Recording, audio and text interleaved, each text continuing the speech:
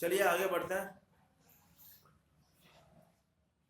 तो nice note है, इसको ध्यान में रखना है हमेशा। नोट है the sum of the squares of all direction cosines of a vector is equal to 1। That is मतलब क्या कहने का कि सभी डायरेक्शन कोसाइंस जो होते हैं उनके स्क्वायर का सम ले लें अगर हम, तो वो किसके इक्वल होता है, 1 के इक्वल।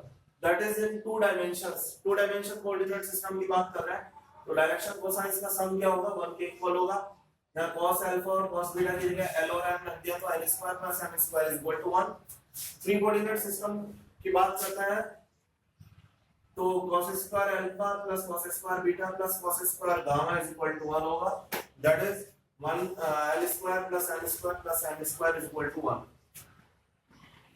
अब यहाँ पर एक छोटा सा क्वेश्चन दिया है मैंने कि determine the direction cosines of A vector 6i cap plus minus 8j cap.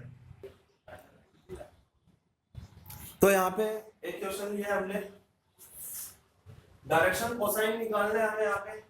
यहाँ ये वेक्टर दिया है, इस वेक्टर को कोई नाम नहीं दिया तो हमने यहाँ मान लिया let vector v is equal to 6i cap minus 8j cap. इसको नाम दे दिया हमने vector v।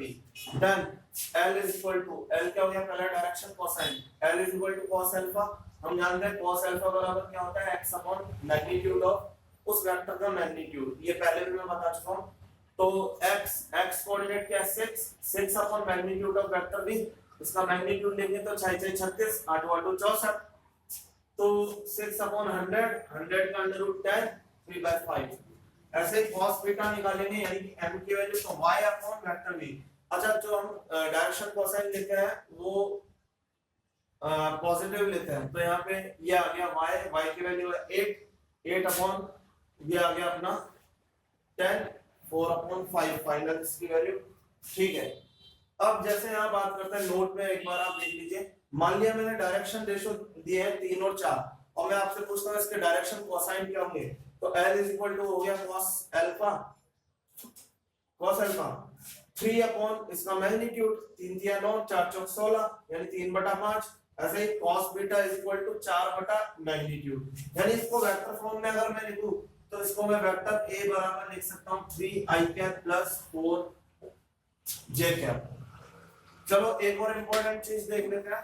If LMN are direction cosines and ABC are direction ratios then L upon a m upon b is equal to n upon c। ये तीनों आपस में बराबर होता है जब LMN डायरेक्शन कोसाइन है, ABC डायरेक्शन रेशियोज है।